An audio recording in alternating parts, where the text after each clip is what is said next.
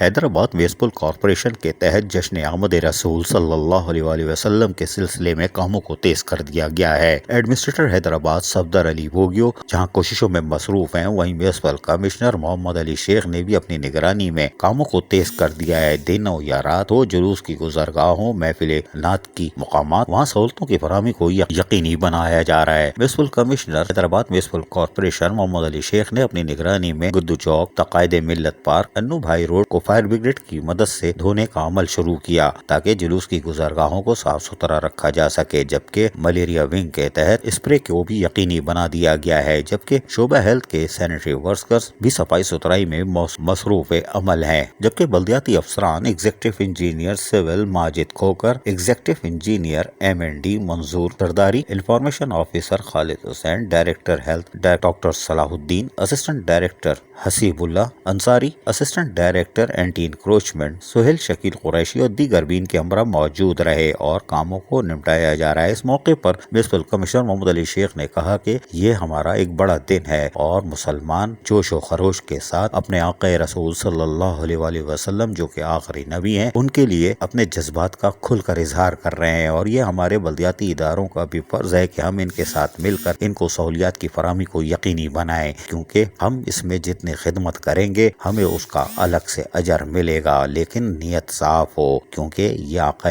رسول صلی اللہ علیہ وآلہ وسلم آخری نبی الزماں کا دن ہے اور ہمارے لیے عید سے بڑا تہوار ہے، اور بلدیاتی افسران و ملازمین دن رات اس میں مصروف عمل ہیں اور کوئی کوتاہی بھی نہیں کر رہے اور نہ کی جائے گی۔ عزیز عارف KBS بلدیاتی نیوز کراچی۔ عزیز عارف KBS بلدیاتی نیوز۔